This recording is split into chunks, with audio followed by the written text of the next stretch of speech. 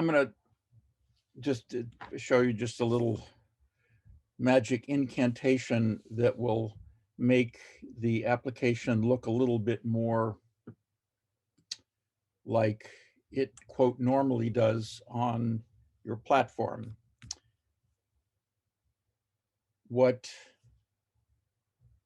There's this concept called look and feel, which is basically how the windows and the dialogues and the buttons and everything kind of looks on different platforms.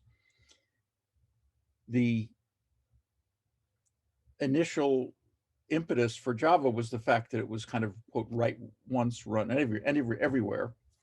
And so with that, they came up with something called the Java look and feel, which is, well, frankly, kind of butt ugly. When you're running an application on a given platform, like whether it's Mac or one of the Linux desktops or Windows, then it's natural to want it to look like the other applications that you typically run on that. For some reason, the Java virtual machine on the Mac looks almost like a quote normal Mac application, but on Windows, it's kind of jarring. And Windows, the Java look and feel really looks a lot different than what you expect. So first, I'm going to just show you this magic incantation, and again, it's kind of optional, but I found it to be really something that is useful. In other words, when you're running on a graphical user interface on a given platform, most of the time you want it to look like the other ones that you would expect. So, and it's just a little magic incantation. And then what we're going to look at today is mostly in using something called a J-file chooser to open a file. We're going to use Swing's file filter to identify text files that we might want to look at, and then basically look at what the implications are for doing this. And then let's see, I probably will not get to this last item about enabling and disabling buttons, but that's what that is. Okay, so okay, all right. Oh, okay, so I think everybody has finally made it in here. These. Yes, sir. My internet dropped out, but I'm back. Thank you. Yeah. Okay.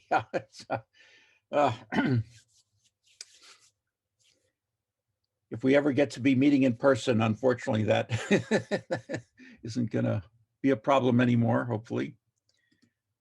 Okay, so because I'm going to start with the look and feel thing. And so to that end, I'm actually going to use a Windows partition that I have. So this should look roughly like a Windows 10 that's going on here.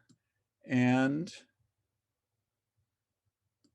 well, to run, let's see, do I have a, yeah, I actually have this here. One of the nice things about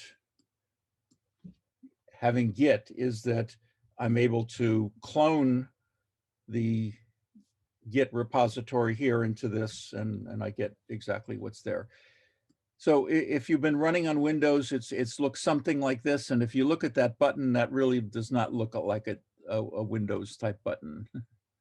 And if you, again, here it's mostly in the buttons. The window actually looks very similar to what you see in Windows 10, but the content, especially if you look at these buttons, they look kind of weird.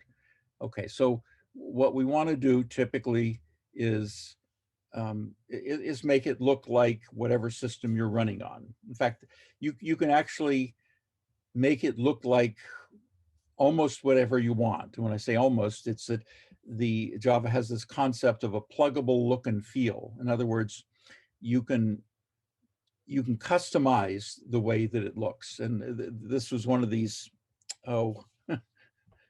good idea things that I don't think is such a great idea. To me, really what you want is the biggest source of comfort. And by that, I don't mean that, you have to kind of coddle the user so much, but it can be sort of jarring. In other words, again, when I see buttons like this on a Windows platform, it looks weird, and you don't want your program to look weird. But however, now notice that, again, without altering the code in any way, when I was demonstrating this business about asking the user if they really wanted to exit, okay, it would be understandable that the button would kind of work the same way. But again, the red X close thing is in a different place here. It's a different platform, but it works exactly the same way. So that's a good thing. All right. So the natural place for this is actually in the main class, because this is something that you can kind of put it wherever you want. And I'm going to put it in a place called a static constructor. We haven't really talked about this very much, but there is such a thing as a static constructor that gets executed whenever a class gets loaded. And the way to specify it is with the keyword static, just static, just nothing else. Okay, you notice no red squigglies. It's not complaining. It's in blue, which means that it's actually a keyword. And so again, when this class gets loaded, this static constructor gets executed, just like when you instantiate a class, its quote normal constructor gets executed. Okay, so and this is just sort of the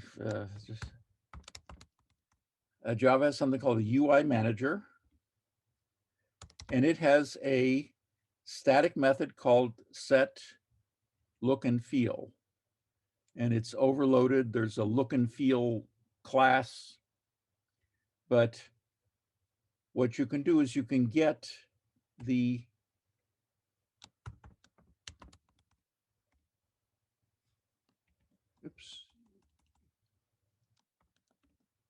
manager get system look and feel class name. Okay, so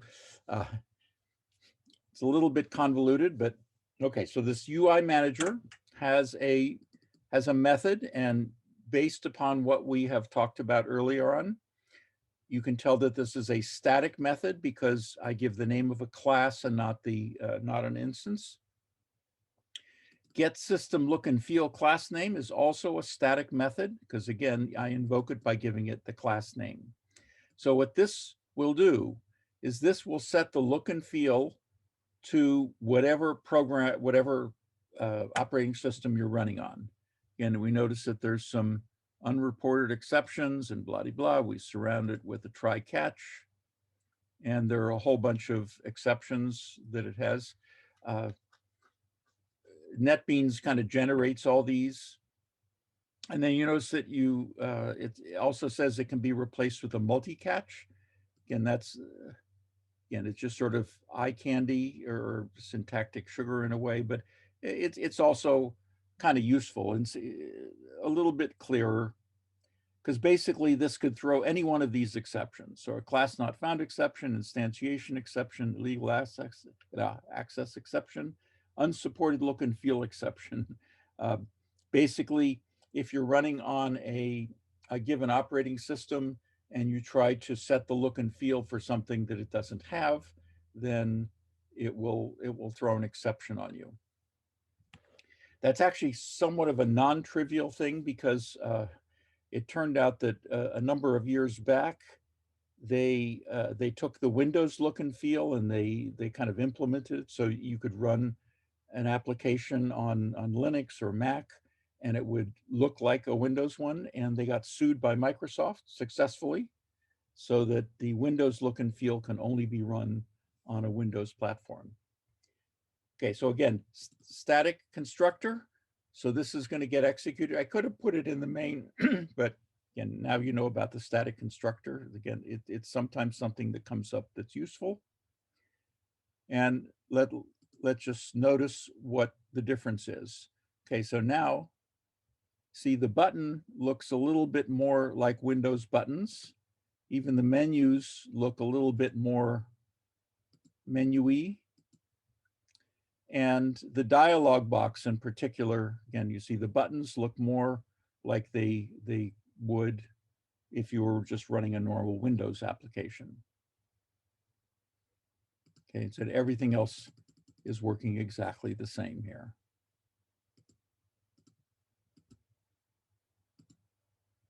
Okay, so that's how we set the look and feel. And again, that's just kind of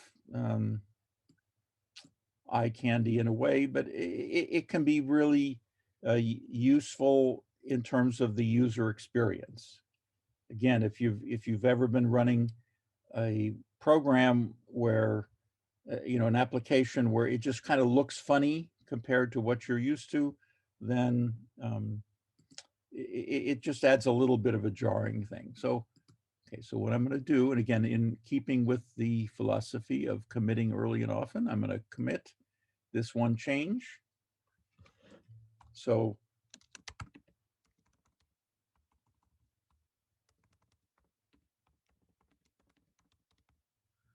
okay, so we set the look and feel. I'm going to commit that. I'm not going to push it yet because I'm going to do a bunch of other commits here in just a second.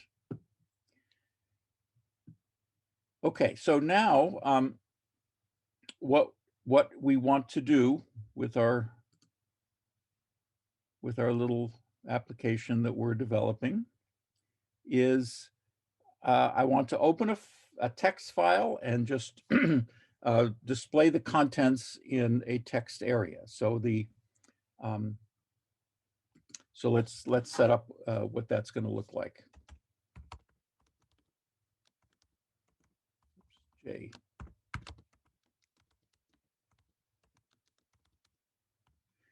Okay, so the class is J text area. Okay, so there I define it as an instance variable because I want to have various methods and inner classes have access to that. Now, again, as defining a variable to be of type object, I've simply defined it. I need to instantiate it at some point. And we're setting this up in this init method where we've done a bunch of stuff. So let's set that up.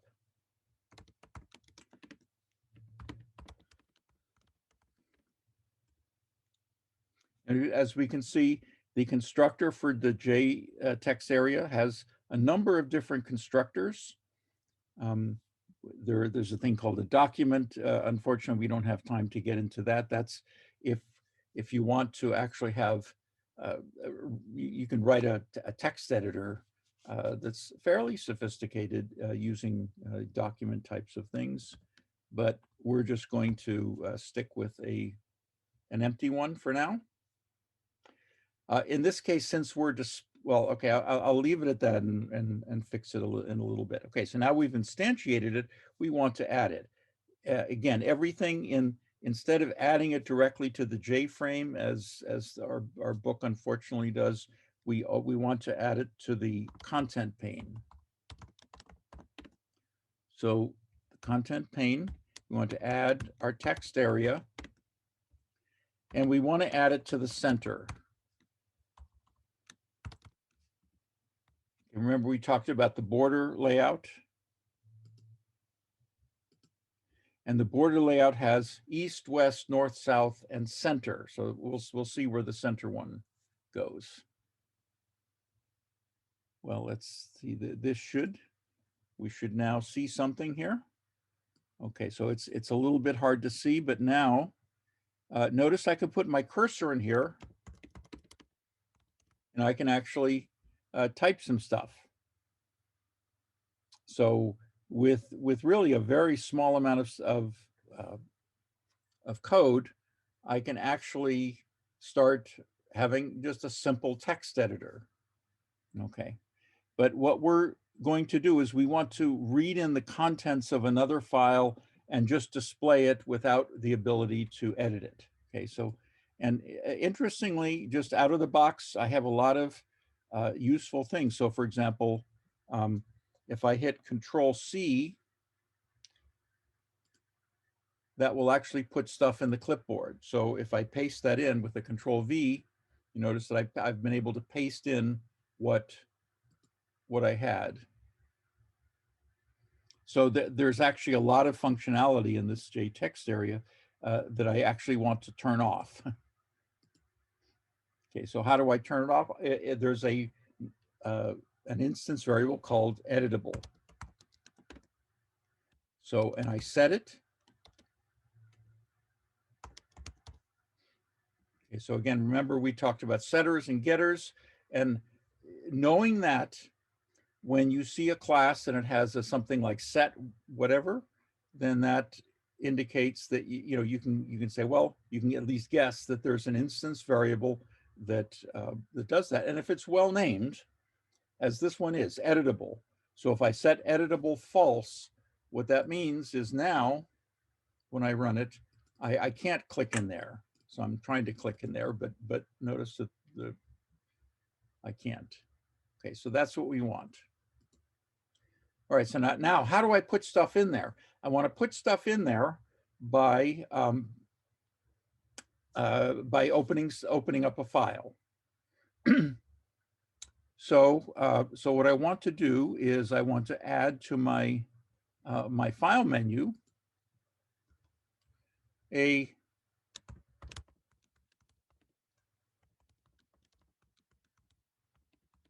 menu item.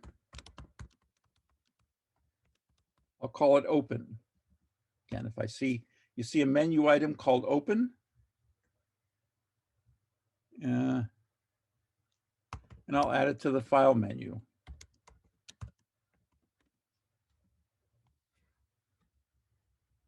Okay, so if I see a file, if I see a menu, and under the file one I see open, again, that's something that I can normally expect to open up a file. Of course, it's not doing anything yet. Why? Because I haven't connected an action listener to it. So what do we want to have happen here? Well, what I want to have happen is, just like if I want to open a file, then notice like what comes up is like a little file chooser, and I can navigate and find that.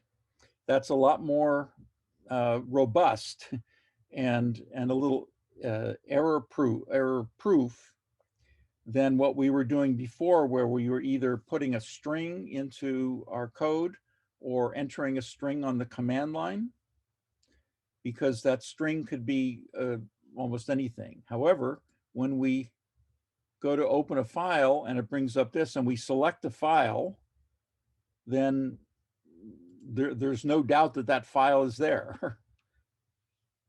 Okay, so how do we do that? Well, again, the way that we have been enlivening our buttons and menu items is through a named inner class that's an action listener that basically does something. So let's put it right here.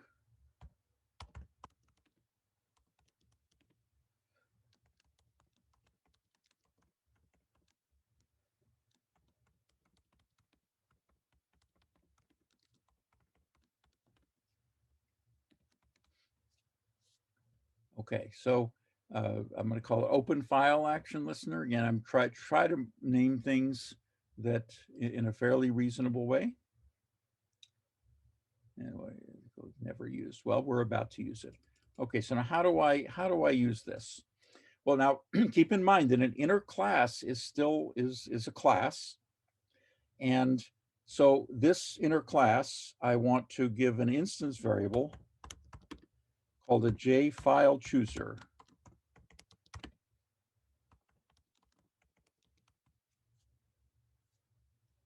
And again, we have to import it. Now, normally an instance variable would be instantiated in the constructor, and there's absolutely nothing wrong with that. However, There's also another approach, which is called lazy instantiation, and that is to wait until something is actually used to instantiate it. So I'll give an example of that here. In other words, it's not until the action performed is actually invoked that I will need this file chooser. So until then, I'm just going to let it sit there. And so if I run the application and never use it, then I haven't taken up memory with an object that I never used. This was more important when computers were much smaller and memory was much tighter. It's less important now, but it's still a useful pattern to, how to know whether you use one or the other.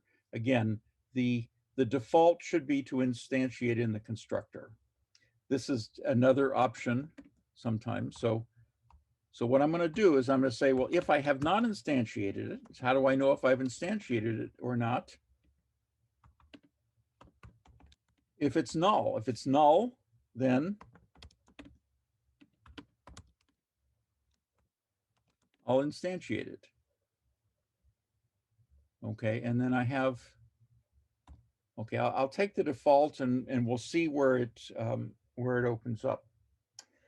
What I've noticed is that there's actually been a regression of sorts in a lot of applications, particularly Microsoft Office ones, where the kind of behavior that you want, if I have, let's say, whether it's a spreadsheet or a Word document or a PowerPoint presentation, if I open one, then actually PowerPoint is not too bad about this, but if I open a file in a particular location and then I go to open another file, the chances are that second file is either in the same directory or in a very close place. So I want that to remember.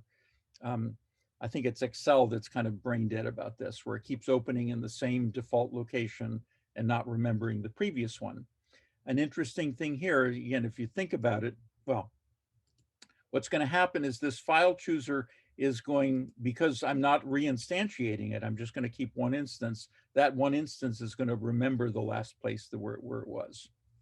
Okay, so now when I get to this piece of line of the code, I'm guaranteed that I'm not going to get a null pointer exception. So the file chooser is there. So what I want to do is there are two options for the file chooser. There's to either open a file or I can also save a file. Here I want to okay, I'll just show it and then talk about it. So show open dialog. And then it wants a parent component, and the parent component that I want is the my frame. And the reason for this is you can actually put null there, but the problem there is that it kind of gets detached from things. By making its parent component the frame, a couple things are going to happen. One is it's going to be centered on the frame, and then the second is it's going to be a modal with respect to the frame. In other words, and a modal dialog is one that it's going to freeze the whole thing until I make a choice. Okay, so, and actually just with this, we have enough to at least show what will happen. So so let's instantiate it, and then we add it. Oops, open a menu. I open menu item, add action listener, or open action. You know, this always comes up. This little refactor business is if you're renaming something, then it's always best to use refactor because that changes everywhere it's used. Okay, so now I can at least show you what happens. So when I click open, then what happens is this file chooser thing comes up, and then I can click on something and say open. Of course, nothing happens. So, all right, now I want something to happen. So here's where, here's the thing. When I'm opening and reading a file, that's something that could take a little bit of time. And so anything that's going to take a little bit of time, I want to put into a, I want to put in a separate thread. And so a way to do that is to also implement Runnable. So I'm going to have Runnable. And so what Runnable is, what this is going to do is basically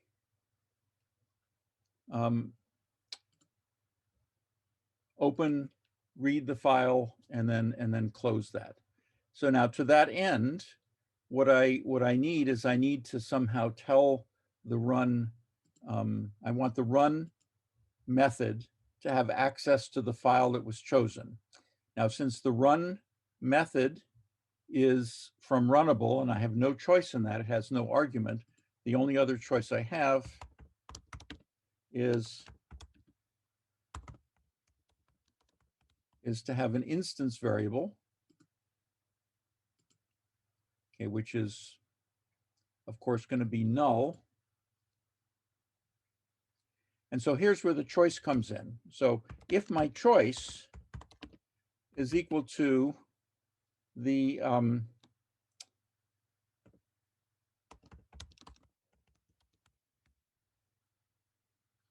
approve option, and this would have been, it would have been nice if instead they were more consistent, but they aren't. Okay, so if it's the approve option, then I can set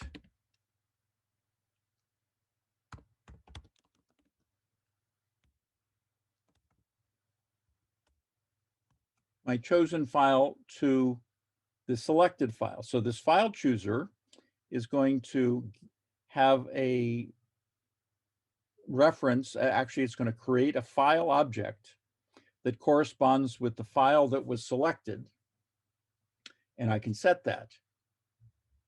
Okay, so now at this point here with the run, now that I have a chosen file, and probably to be safe, I should double check and make sure that it's not null.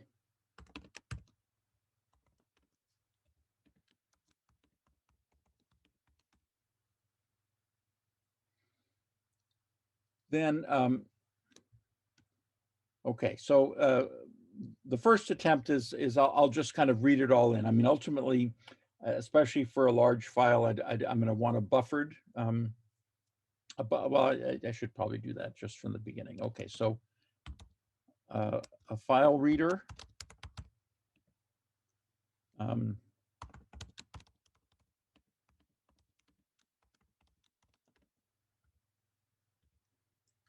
The chosen file. And again, it wants me to surround it with a try and catch. And do I have a, did I define a, I did not. Okay, so I will define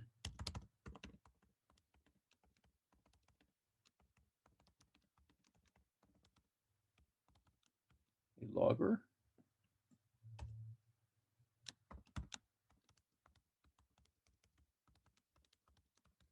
And just in general, when you're doing this, you always want to get the logger with the name of the class that you're in. And that's how the logger knows when it prints its log statements, it can also tell you which method was in which class was there. Okay, so therefore, so instead of that, I will just use my logger This is sort of my preference for that. And then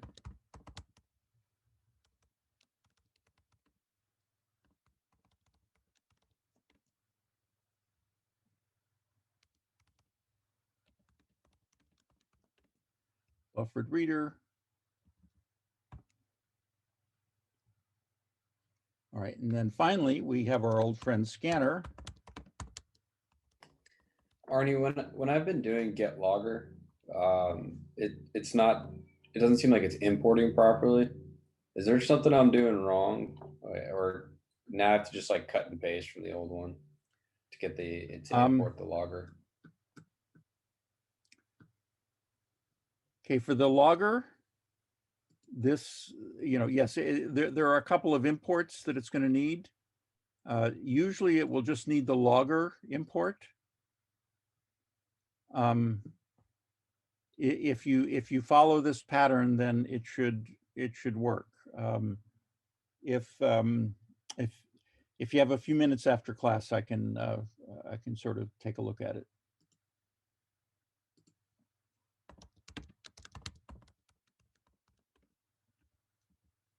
Okay, so again, the reason we're doing this buffered reader thing is that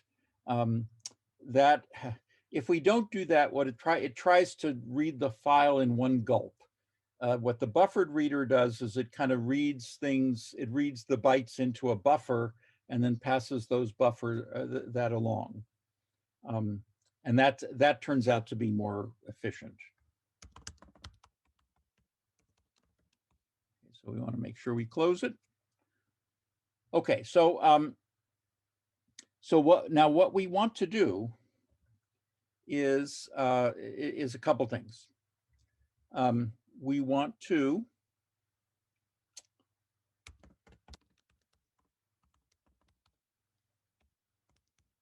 check whether it has a next line. So as long as it has a next line, we're going to read it in line at a time. And then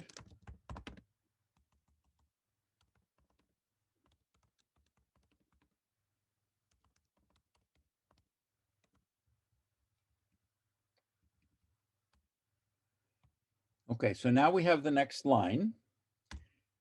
And now remember our text area, which is here, we can actually see it down here in our little navigator. See the text area? Okay, so we have again, remember scope. Since we are within the scope of the class, we can see that instance variable. So that text area has a method called append.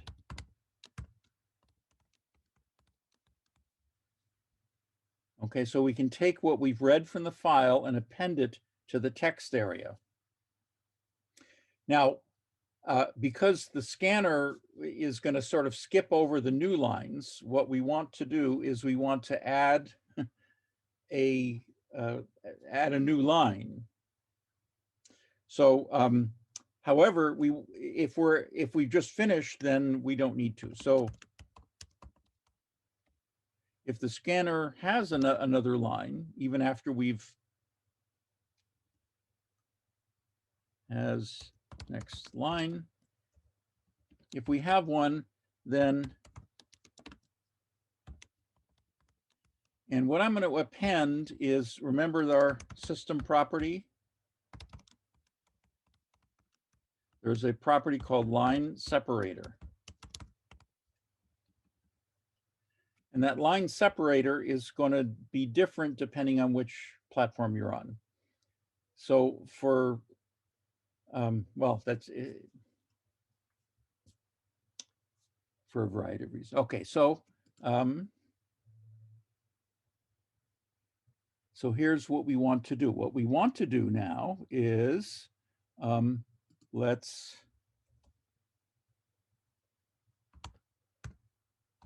well, actually here, don't need to do that. We can make it local. Okay, so there are a couple ways of doing this. We've been using our executor service.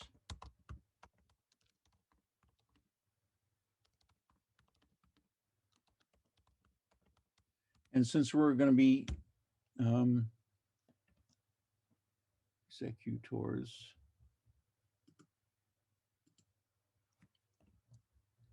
New single thread pool. New single thread executor. So we just have one, that's all we need.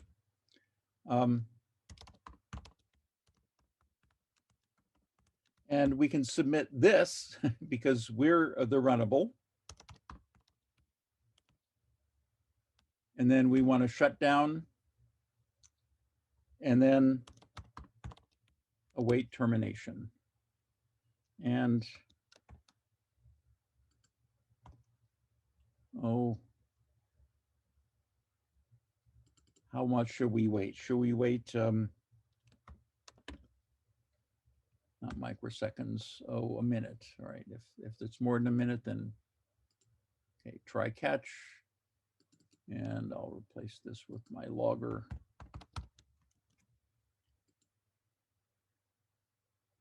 Okay. So now, when we go to open something, it should be, let's find a text. There must be a text file here somewhere.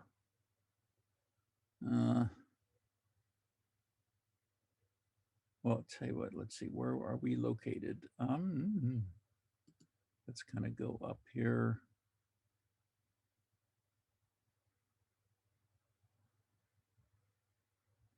Oh, is this a text in that? Let's see what that is. Okay, so you see that it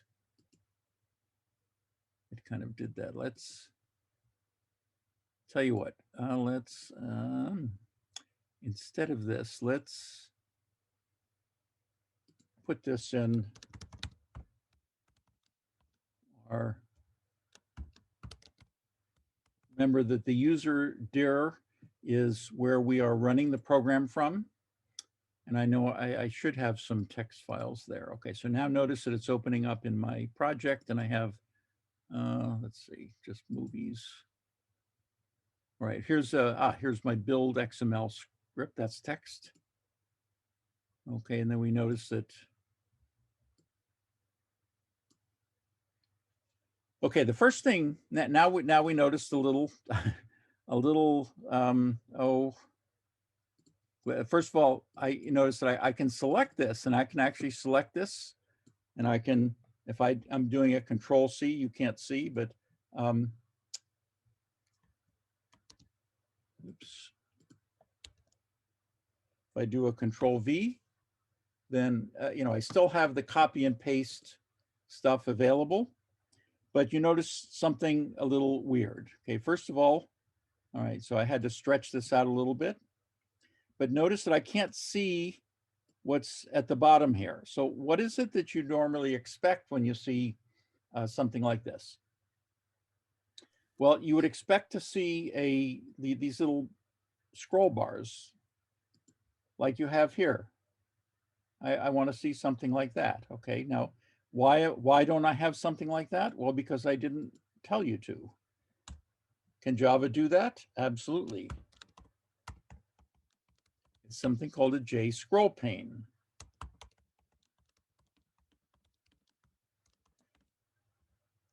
And what I can do, again, Russian nested dolls. A scroll pane is a container. Into that container, I'm going to put this text area. And so instead of the text area, I'm going to put this scroll pane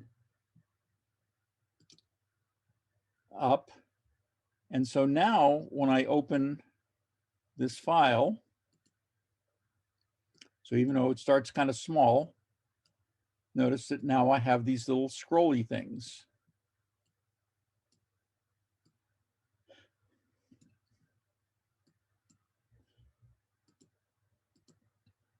Okay, so now I can still, okay, so let's see what happened there. What happened was I opened that logging configuration file, see what it did. What it did was it just appended to it. Why did it do that? Because I told it to. I told it to just append. Is that what I want? That's not what you usually want. If I open a file, I expect it to replace the one that's there before. And furthermore, I notice that I'm opening up a little bit small, so my size is a bit on the small side. So let's maybe expand this to 600 by 800 pixels. But now when I'm reading my file, really the first thing that I need to do is clear the text area out. And how do I do that? Well, actually, all I have is set the text to an empty string. Okay, so now again, what am I trying to fix? I'm trying to fix the fact that when I tried to do a second, oops, I did make it a little too big. So, well, so all right. All right, so let's open our XML file first. Okay, so again, we have all that. And then now let's open this one, and we see that the other goes away. So if I open something even smaller, like this guy, okay, it all went away and I'm just left with that.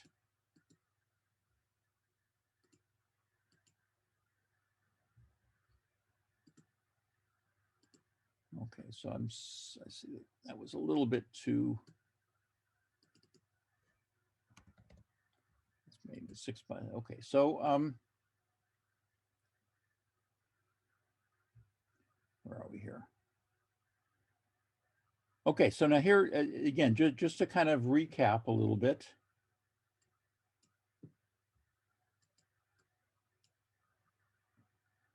This open file action listener, again, it's a dessert topping and a floor wax. It's an action listener and also a runnable. I could have created another class for that, but in this particular case, I needed to,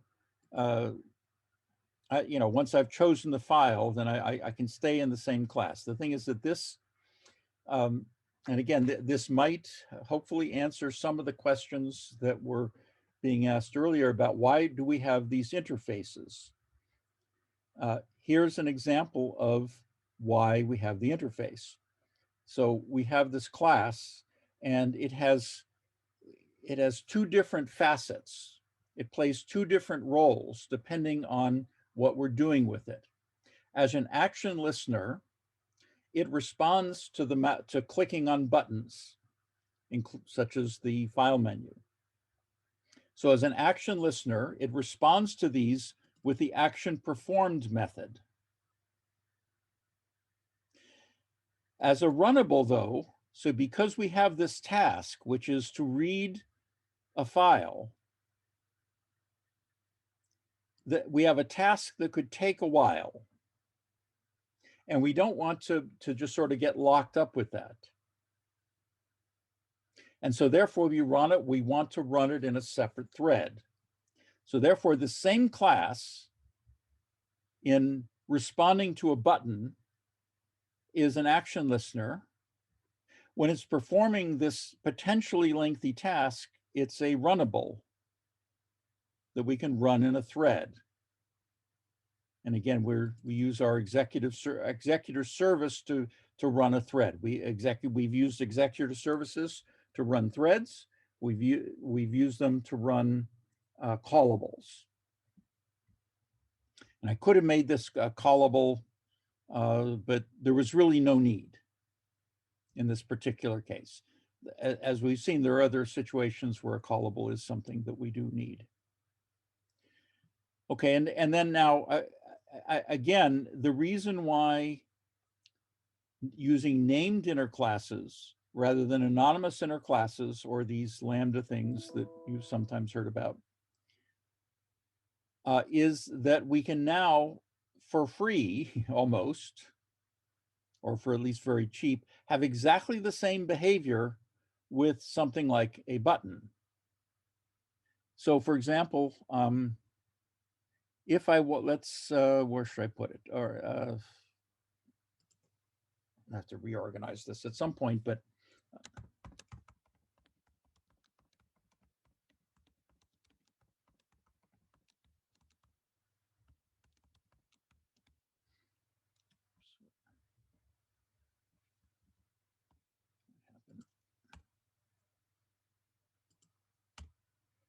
Okay, so remember we had this button panel. We're going to add our open button to that panel. And this open button,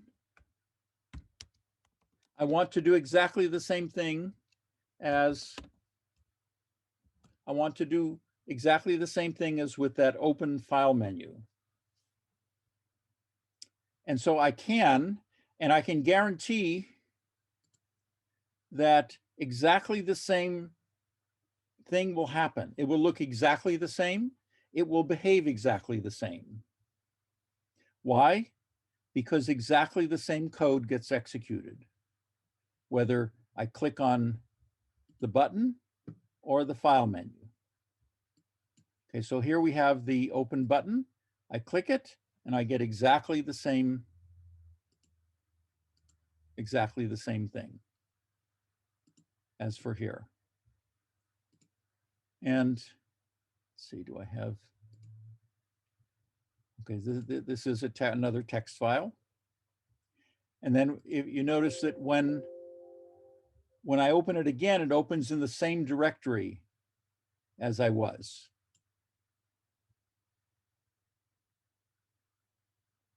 So let's see, where did you go? There you are. Okay, so now I can go there. And then when I open again, it opens in the same place before. So that's something we kind of get for free from the fact that the file chooser it's going to be the same instance. So when I go to execute it again, the first time it'll instantiate it and it'll open it up in my user directory, which is where I'm running the program from. The second time it'll skip over that and then it will open it up where it was last seen. And again, the idea here, well, let's sort of test this other thing out, is that I may sometimes, have you ever gone to open a file and I go, oh, well, oops, I've changed my mind. I cancel it out. So if I cancel it out, nothing happens. Okay, that was coming out too low. So I think I need to, let's make this 200.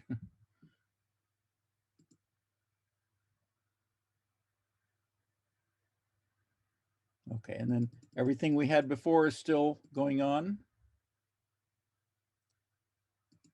If we hit open, then we have that. If we hit open again and we cancel, nothing happens. If we hit open and we go to a different directory, then we get where we are there.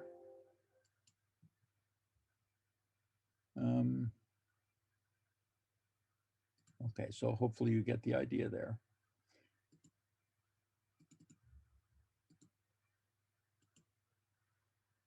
Okay, so